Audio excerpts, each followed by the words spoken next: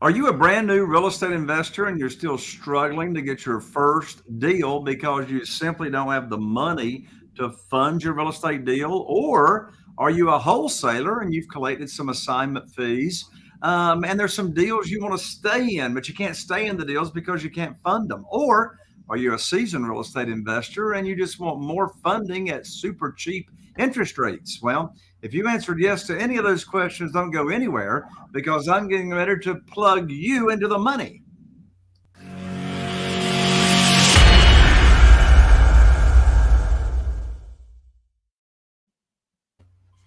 Well, hello and welcome to another episode of Real Estate Investing with Jay Conner.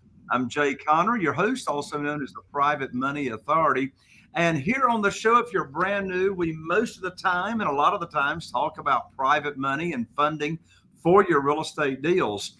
And before I talk about my topic of today, I want to give you a brand new free gift just for being here. And that is, I'd like to rush out to you a free copy of my new book I just recently released called Where to Get the Money Now, How and Where to Get Funding for Your Real Estate Deals Without Relying on Traditional or Hard Money Lenders.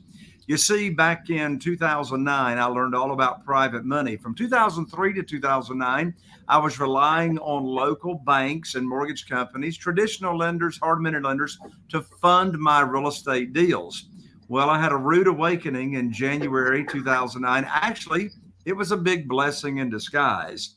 I was cut off from my bank with no notice. And when I was cut off, I knew I had to find a better and quicker way to get my deals funded.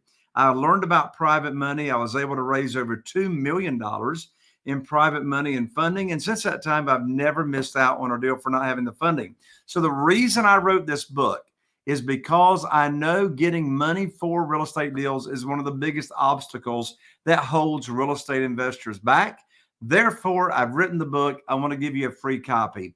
You can go to Amazon. It's about $20 there. But if you'll go to just www.jayconner.com/book, BOOK, I will rush it out to you. Just cover shipping and handling, and we'll get the book right out to you. Again, that URL is www.jayconner.com/book, BOOK. I'll autograph it and rush it right out to you.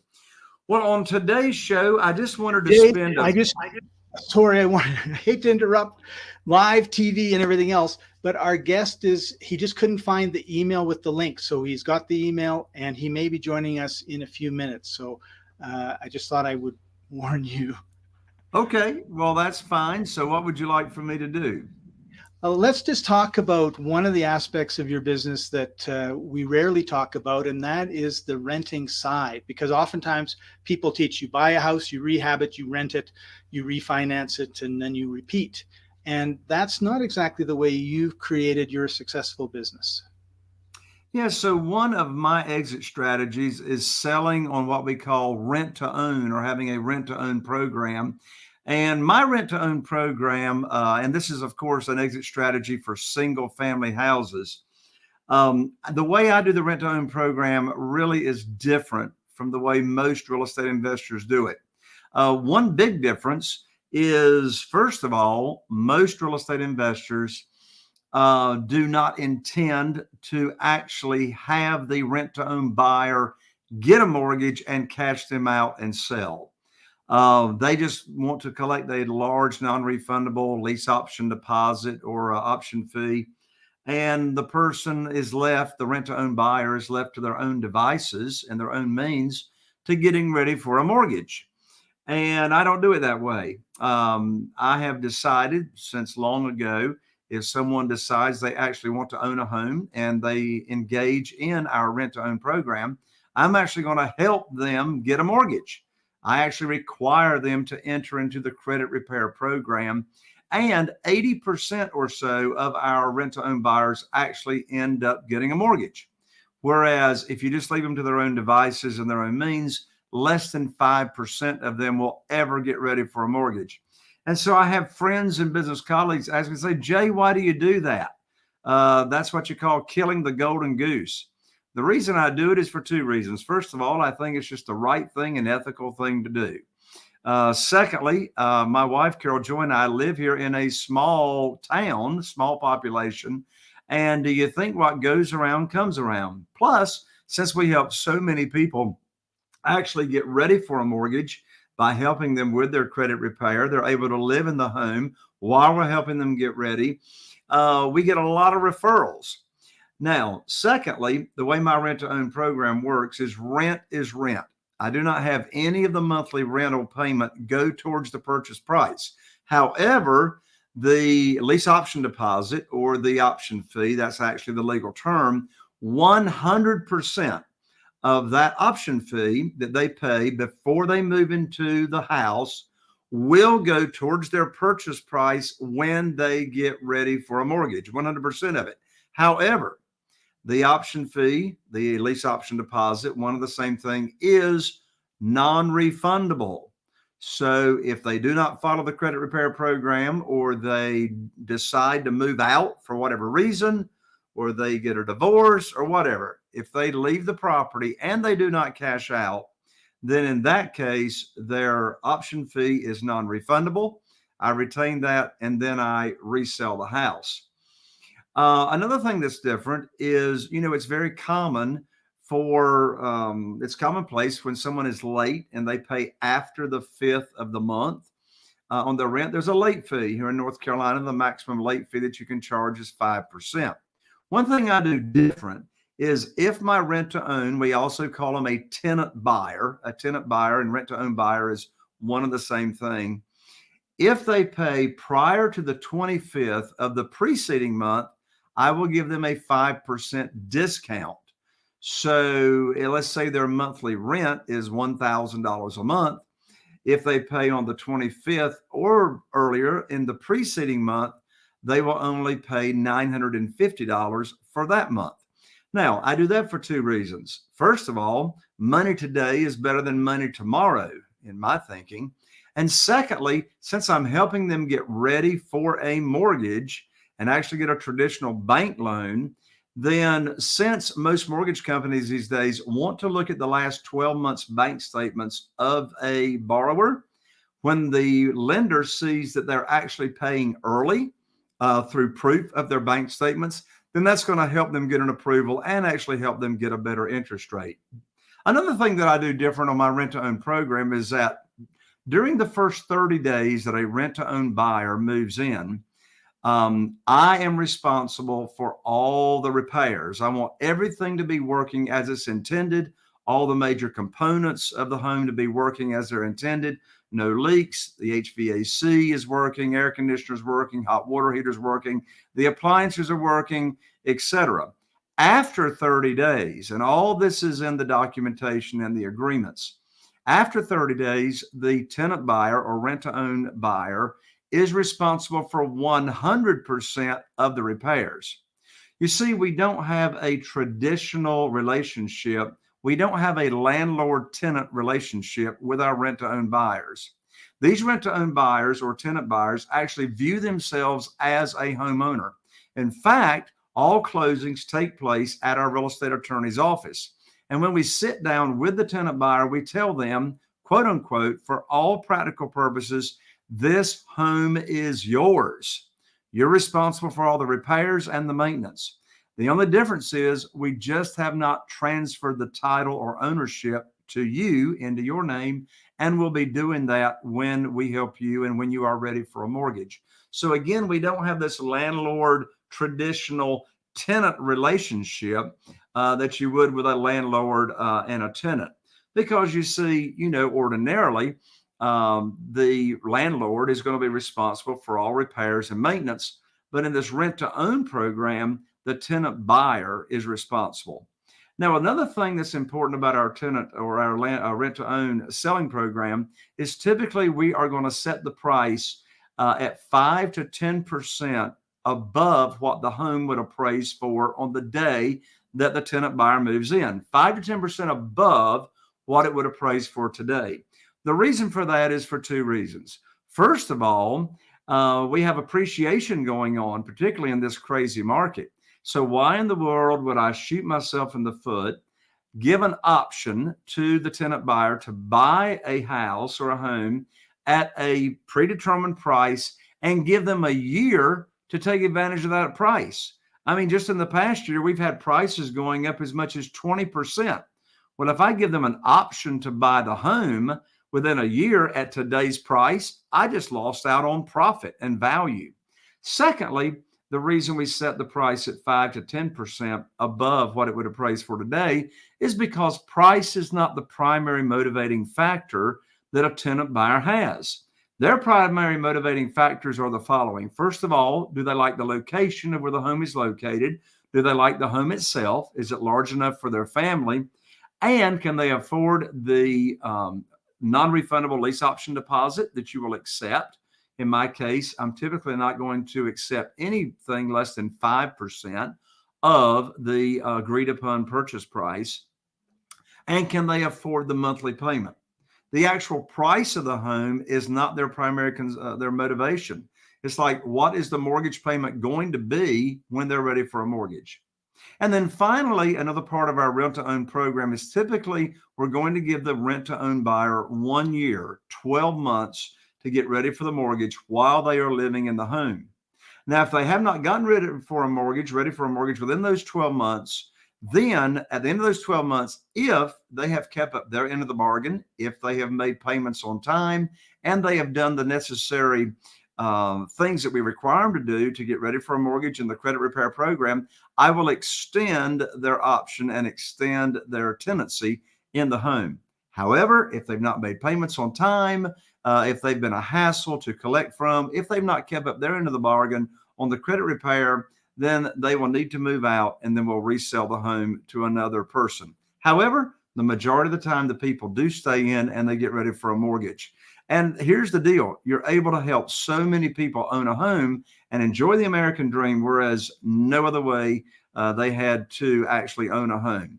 So there you have it, my rent-to-own program, an exit strategy. Now, I will tell you, typically, I only offer homes on the rent-to-own program when I'm buying on terms. So if I'm buying from a seller with owner financing, or if I'm buying from a seller subject to the existing note. So in other words, I'm not going to be using private money to pay all cash and do a major rehab and then sell it on rent-to-own. I used to do that. And quite frankly, I got tired of rehabbing the same house more than once. That's sort of stupid, right? So if I'm buying on terms, whether it's I'm not using private money, I'm not using my own money to cash flow or to purchase the home, I'm using the seller's own mortgage and I agree to make those payments, I'll then turn around and sell it on terms or selling on rent to own, particularly if I'm not having to put any kind of major rehab money in it. And there's a positive cash flow between what I can bring in per month and what the underlying debt is. So if any of this sounds interesting to you and you'd really like to learn more, you can connect with me not only by getting the private money book at jayconner, jayconner.com/book, but you can also just connect with me at jayconner.com, and I'll be glad to help you out even more on this rent-to-own strategy. Well, there you have it. Another episode. Wait, our guest is here. Our guest is here. Scott, on my lands, I was getting ready to sign off. We're just getting started, Jay. Getting warmed up. Well, there you have it. Just getting warmed up. That's right. So I'll let you do the introduction and bring him on when you give me the cue. Well, that sounds great. Well, I'm so excited to have as my guest today a very, very dear friend that I've known for many, many years, probably 12 or 13 years now. I lose track of time. And he is one of the most amazing real estate investors I've ever gotten to know. And on top of that, he's got a true servant's heart and really cares about his rent-to-own buyers, cares about his sellers, and cares about his students. He has trained thousands and thousands of real estate investors all across the country, and as far as, into like 15 other countries.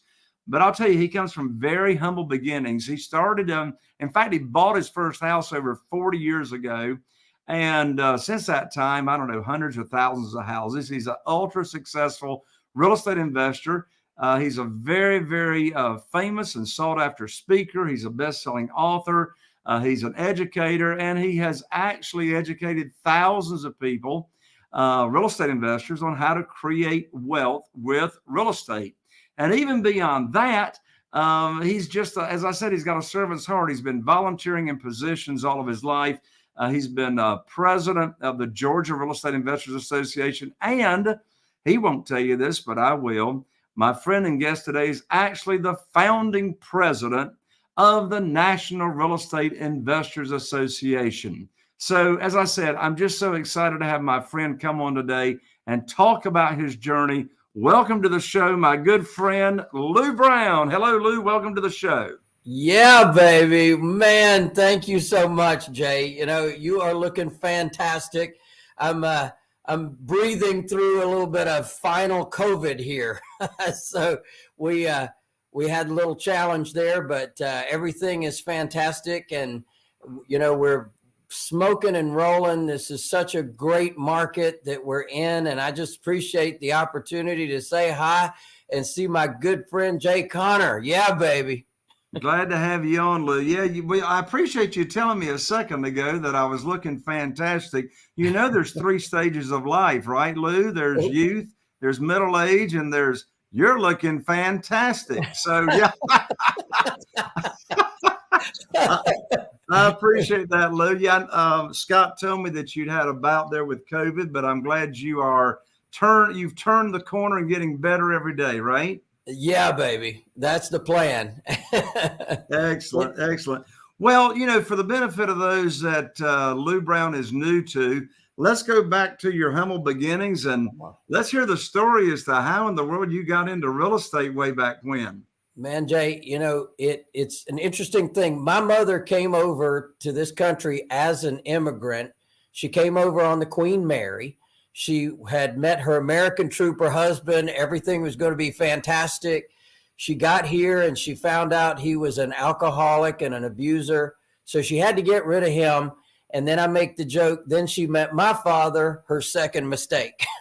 So it ended up just being the 2 of us, kind of against the world. And we kind of raised each other. It was an interesting journey, no doubt about it. But one of the things I experienced was having absolutely no money.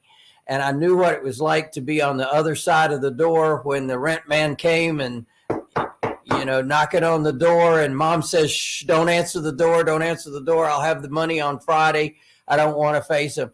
So definitely I've lived what life looks like on that side. And then I met one of her friends, and I called her friends aunts and uncles, since in this country I didn't have any aunts and uncles. So, or brothers or sisters or cousins or grandparents or anybody. It was just the 2 of us.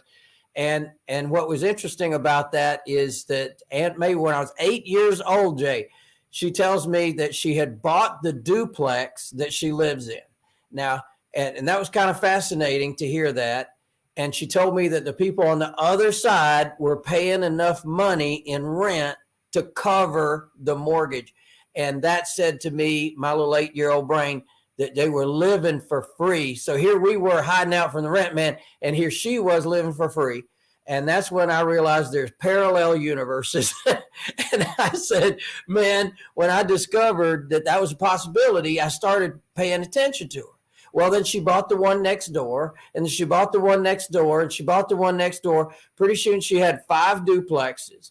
And then she called me and said, come on over here and help me move. And she moved into a brand new house on a corner lot, all brick house. And I said, Aunt Mabel, how did you do this? And she said 2 words, Jay, that changed my life. She said, accumulate property. And I never forgot that. And I started accumulating property. I bought my first house when I was 18 years old.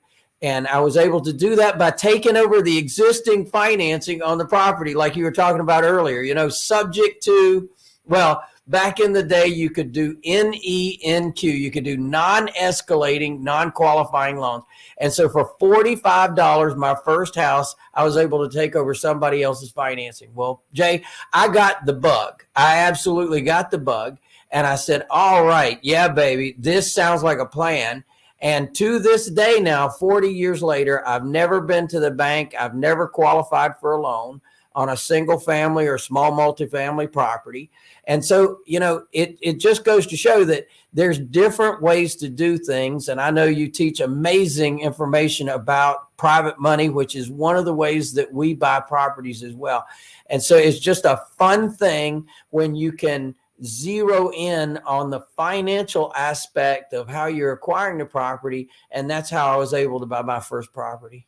Well, at 17 years old, how in the world did you learn about a strategy of taking over debt and making somebody's payments and getting the deed transferred into your name? Well, it was actually 18, and it was Aunt Mabel who said, "Hey, you need to meet my friend Realtor Sue." Well, sure enough, Realtor Sue had the bag of tricks. So I get in her car, we drive around like I'm going to buy a house or something, right, at 18 years old. And I said, "Honey, I can't qualify my way out of a paper bag." And she just was not to worry. See, Aunt Mabel had built her fortune by going to banks and qualifying for loans, using the job she had, qualifying for loans. And there's nothing wrong with that. But hey, I found out from Realtor Sue that you could take over existing financing. So sure enough, that's exactly what I did. And then when I was actually transferred from Charlotte, North Carolina, right? North Carolina, another fellow North Carolinian brother there. And I was transferred to Atlanta, and they said, "Hey, we will pay your closing costs if you sell that house in Charlotte, and we will pay your closing costs in Atlanta if you buy a house down here." So that was the perfect bribe for me to buy another house. And I bought the second house the same way, taking over existing financing. And then I bought my next property, which was a duplex, got the seller to carry back. I took over that financing, got the seller to carry back financing. And then I started into the world of creative financing and discovering that there were so many different ways I could structure the deal where I could help the seller out, solve their problem, and not go to the bank and not qualify for a loan. That's a beautiful thing. So, you've been doing this a long time. When you started out, what were some of your early struggles and challenges and early lessons learned, and how you overcame the challenges? Well, that's an interesting question. Early struggles back in the day, there weren't people like you and me that could train people. So there was really no training. There was no place. I mean, there was a couple of books. Bill Nickerson had a book, how I took $1 and made it into $1 million or whatever it was. And that was one of the very first books. And the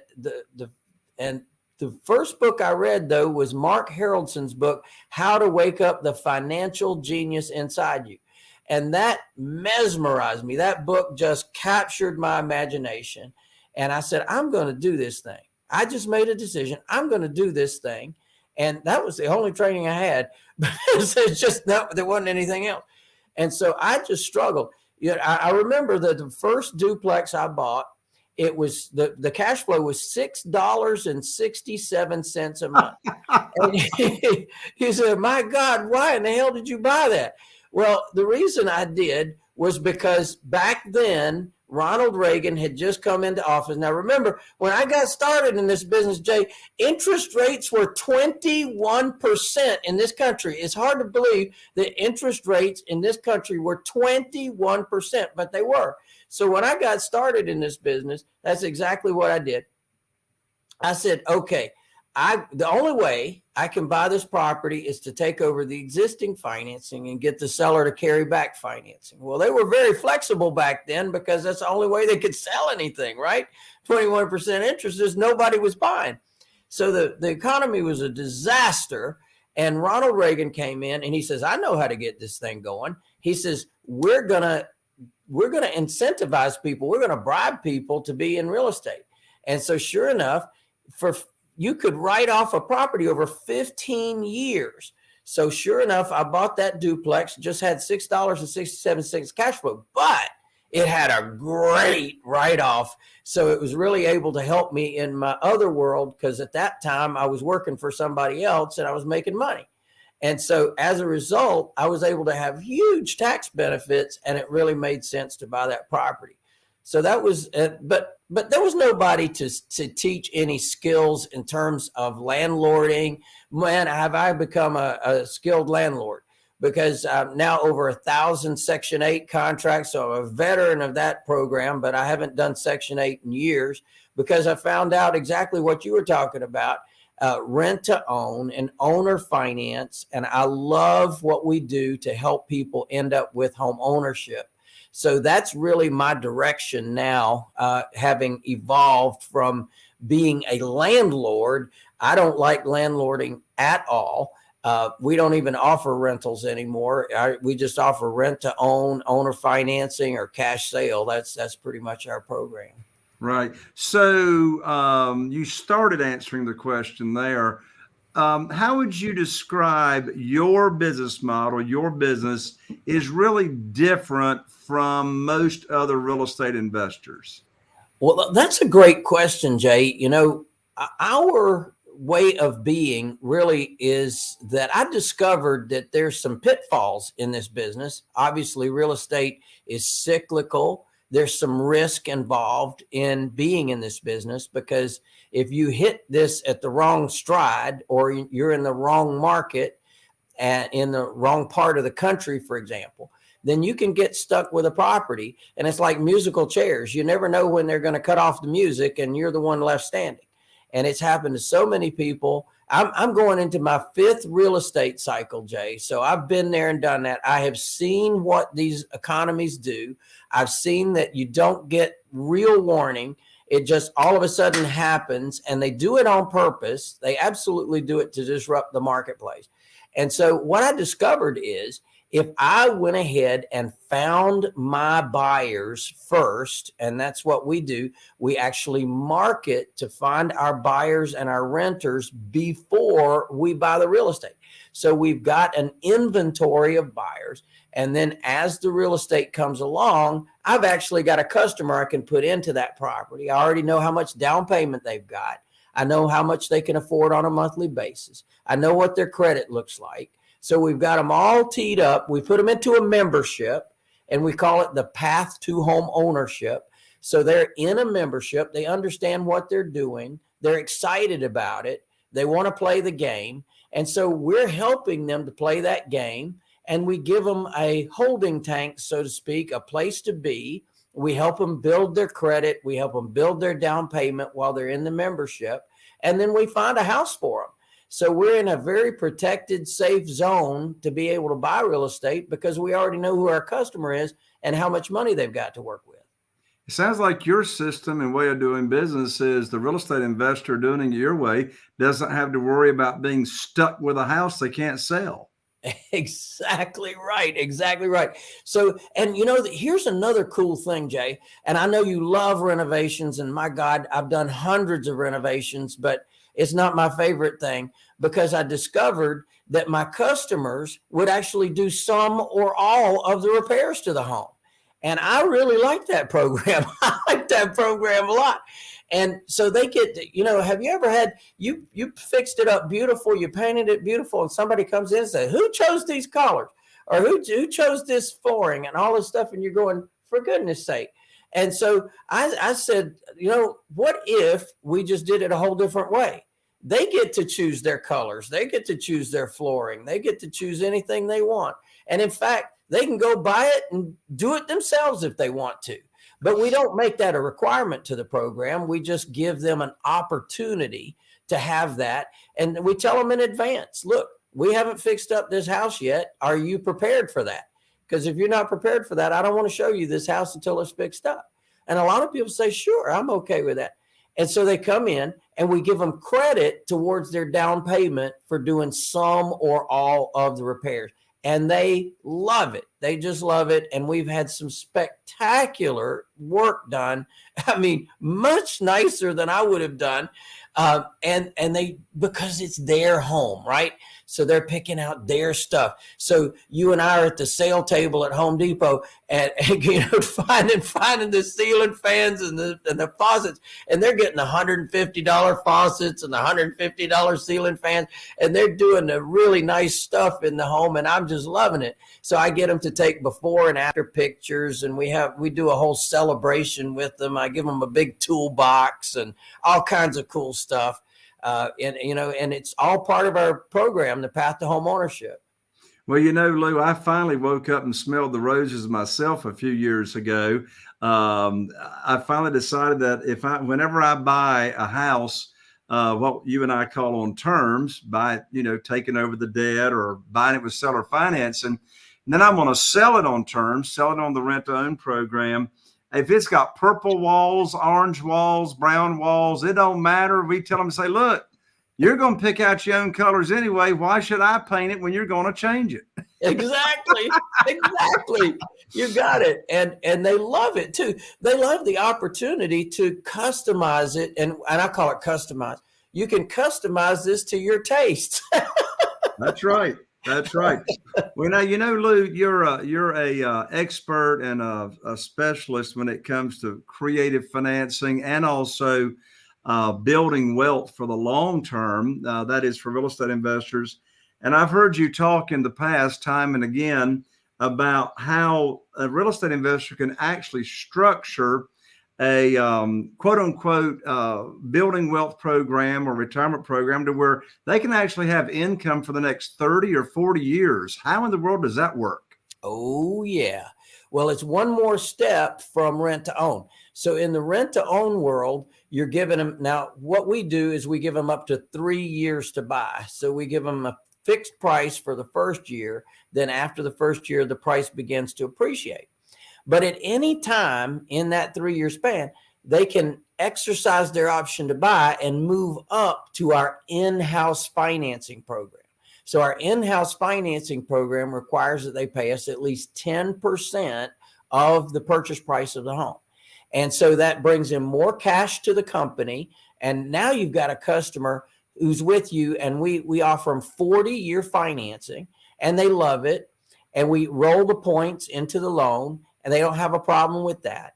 And here's the cool thing. Now, Jay, just in the last, I'm telling you, this is the absolute truth. Last week, we had 2 houses closed. One of them was one of my renters that moved up to what we call the platinum level. So we have a bronze, silver, gold, and platinum level. Moved up to the platinum level, meaning that she got a brand new loan from the bank. And so she became a platinum customer of ours. And that brought in $240,000 to us. Now, I bought that house. I'm embarrassed to say, I bought that house for a whole lot less. Let's just say. I bought that house for a whole lot less. But what happened was she moved in under our Path to Home Ownership program. She's been there almost 3 years. She built up her credit while she was with us. We report to the credit bureau, so we help build another trade line of credit. She got all that done. She went with the mortgage broker that we provided, and she was able to absolutely get a brand new loan from the bank. Now, that was one deal last week. The second deal last week was this lady who comes along. She is on the internet.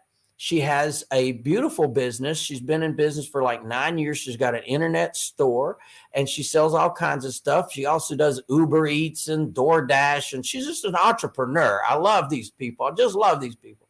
So she comes along, and we sold her a house for $269,900.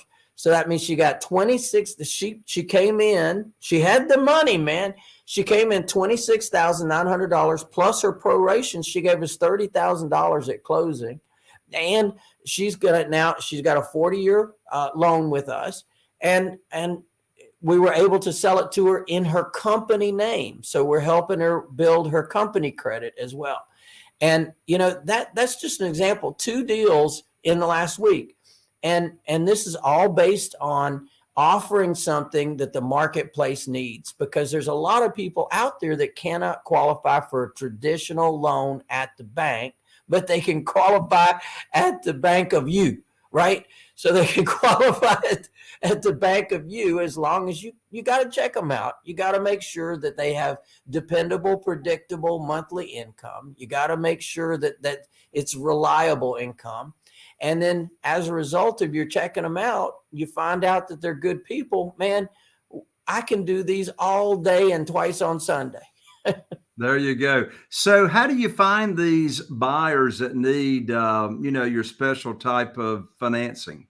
So we developed over time, we developed a marketing strategy. So our marketing strategy includes on-site marketing, online marketing, field marketing, event marketing, auction marketing. So there's a number of things that we do to attract these folks. And we get connected with the community. We get connected with real estate agents. Now, here's a good one. So what was about 4 weeks ago, I had a real estate agent bring me somebody. That guy had $60,000 to put down. And sure enough, we put him into one of our homes. And the real estate agent made a full commission, a 3% commission on that. So you see, we connect with real estate agents as well. Phenomenal customers come from real estate agents. So that's another connection that we make to let the agents know, hey, whenever you can't sell them a house the traditional way, we have our Path to Home Ownership program. And one of the things I do is I share with the agents about who we are and what we do, and never pay rent again, the Path to Home Ownership, the whole bit, so that the agent actually is in the game with us, because the agent's actually making money as well. That's beautiful. Now, on the other side of the coin, over the past 12 to 18 months, the biggest challenge I hear from other real estate investors is, how in the world do you find the deals in this crazy market when, there's no inventory and there's nothing in the multiple listing service, and, there's 1 month of inventory, in a lot of markets. And how do you find the deals? So what's been your experience, and what's your favorite way in this crazy market to actually find the deals and the houses to buy or control? That's a great question, Jay. And of course, you're absolutely right that in some markets, it's crazy. And what we do is actually, I have agents out there that are hunting deals for me. So I've got the same relationships. In fact, the same agents that are bringing me buyers are bringing me deals as well. And I tell them, look, you can help me when you bring me this buyer. You can help me find a house for them too. So they get excited about that, and they do. They actually go to work and they start bringing me all kinds of deals. And of course, I explain to them our criteria, and our typical house is not all fixed up and it's not in perfect condition. And we've got to have a spread, and they understand that. And so most of them do, not all of them, but you got to train them. And they start bringing opportunities. And many times these are deals within their office that haven't yet been posted to the MLS. So I'm getting these stealth deals. I also get that from relationships with the mayor, with the city council, county commission, other shakers and movers in the community. They're bringing me deals, real estate agents, like I said. So there's a lot of unique ways that we receive our deals, in addition to the traditional marketing that we do, like postcards and the traditional marketing that we all do. These are our stealth opportunities, and I get a good number of them that way. Lou, it sounds like that you've learned that networking and building relationships is a very, very important part of having a successful business. Without a doubt, it's an important aspect of who you are and what you do. You got to open your mouth and tell people what you do. And it's one of the reasons we built this brand, Certified Affordable Housing Provider. So we have something to talk to people about. And when we're explaining to them who we are and what we do and our program called the Path to Home Ownership, we've really got a story to tell. And that engages people. They're interested in it. And almost everybody knows somebody that either has a house for sale or wants to sell, thinking about it, or needs to buy a house and can't qualify the traditional way. So a lot of our deals do come from referrals from other people. And in fact, once you get your feet on the ground and you really get yourself hunkered into your community, that's where a lot of your deals are going to come from after you're marketed out and you've got people starting to respond to your marketing. It comes a lot in referrals. Well, Lou, in over 40 years, you've done just about every kind of real estate that there is out there to do, but specifically in the world of single family houses. what would you say is the biggest or one of the biggest mistakes you've made in the past, and the lesson learned from that you can share with the audience so they don't go down that same road? Not properly valuing the property. That is a big mistake that I do see investors do. They don't do the homework necessary to truly properly value the property. It's such an important aspect. And, obviously, if you think the house is going to sell for 250,000, but you missed the mark by 20 grand, well, you're going to eat that. You're either going to carry it forever until the market catches up, or you're going to take a hit. And so I just really always encourage people to really know your numbers. And when you're getting started in this business, it doesn't hurt to look at a lot of houses, and it doesn't take, and it makes a lot of sense to focus on an area. Don't focus on the entire metro area, focus on a market. So one of the things I teach is build a business within 5 miles of where you live. Within 5 miles of where you live is all kinds of stuff, and you don't even know it because you drive past it all the time. And so I teach people how to get into their communities, get into their target market, and really identify that target market. And then once you do that, you're able to identify price points, and you already know that neighborhood. You know what things are selling for. You know what you can get in that neighborhood. And it's a reason that I said before, we find the buyers before we buy, so we don't make those kind of mistakes. When a new real estate investor, Lou, is starting out, what team members do they really need on their team in order to be prepared to actually engage in this business? From, do they need a realtor? Do they need a relationship with a realtor? And if so, what other professionals do they need a relationship with? Well, they absolutely need a good title company. They need somebody that they can rely on that will do the title work. I write all of my contracts that it's going to close at this one place. And I don't care if I'm buying, I don't care if I'm selling, I don't care what argument anybody has, we're closing at my title company. And that has just saved me untold fortunes in terms of headaches and challenges and just all kinds of things that a new company is going to ask for that I don't have to give to the one that already knows me. So that's a very vital piece of the puzzle. Another is to have a good relationship with a real estate agent. If you're not one already, a lot of people are agents or becoming agents, and there's nothing wrong with that. And definitely gives you a leg up in terms of being able to have access to the MLS and other type comp services and things like that. So we love our relationships that are needed there. The third thing, of course, is a contractor, because all houses are not created equal. And some people coming in to the home aren't going to be able to do all of the repairs. And so you want to have somebody you can rely on. And so I've got a leader and then a team under him that does different things: a roofer, electrical, plumbing, heating and air conditioning, and drywall, paint, that kind of thing. And so we are able to get into a home and get things turned around pretty quickly because of having that team. That's awesome. Lou, I know my audience is going to want to get connected with you. And what is the best way to continue the conversation and connect with Lou Brown? Well, I love it, Jay. Well, I tell you what, I wrote a book. It took me 10 years to write this book, Jay.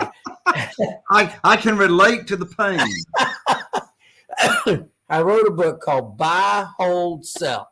And I'm telling you what, this is my best stuff. I'm telling you the good stuff. And Jay, because of you, I love you. I love Carol Joy. You guys have been amazing in my life, and I just really appreciate it. And I want to connect in a very meaningful way with your folks. So I want to give them the book, and they can go to streetsmartinvestor.com/buy, hold, sell. streetsmartinvestor.com/buy, hold, sell. You can either get a download for free, or, for little shipping and handling, we'll ship you a copy. But I tell you what, that is a very important book to read, because it's going to really, it reads like a movie, and it takes you from start to finish about what we do and how we do it. And we absolutely love what we do. And one of the biggest things we love is changing other people's lives. You know, you think about it. Who are you being in the market when you are out there in the world? Who are you being? Are you making a difference? You might be making a difference in your life because you're making money, and that's good for yourself and your family. Nothing wrong with that. But think about this. You're changing somebody else's life for the better. Now, you got to know that that's not only changing their life, that's changing their children's lives, their grandchildren's lives, their great-grandchildren's life. You're changing 7 generations is what Harvard study says. So it's amazing what home ownership does to a family and does to generations to come. And you can be that spark. You can be that challenge. You can be that value in the marketplace. And I just challenge everybody to do that, to have their business be more than just about themselves, and to be about the community as well. Be about making a difference in the community. So that's what I love to share with people. I've got another book called Doing Good While Doing Well: How Real Estate Investors Make a Difference and Provide a Service. That's also an Amazon.com bestseller. You can get that one too. GetDoingGoodBook.com. GetDoingGoodBook.com. But I tell you what, it's a lot of fun. And when you get to a certain place in life and a certain point in your investing career and your money and everything else, it becomes more about significance and making a difference in other people's lives. So that's one of the reasons I love to teach and teach others how to build amazing multi-million-dollar businesses, because I just like them to run a Xerox copy of the one that I've got and say, let's show you how to do that. Lou, I appreciate you so much. I love your heart. I love your soul. And I love you, brother. Thank you for coming on here and offering your books up to the audience. And I just appreciate you for coming. Thank you so much. Yeah, baby. Well, thank you, Jay. Say hi to Carol Joy for me. I'll sure do it. I'll sure do it. Well, there you have it, folks. Another episode of Real Estate Investing with Jay Conner, the Private Money Academy podcast. And do take up Lou's offer there on his books that he offered up. We really appreciate you giving us reviews, and be sure to subscribe, rate, review. We really appreciate the 5 stars. And we look forward to having you with us right here on the very next Private Money Academy podcast.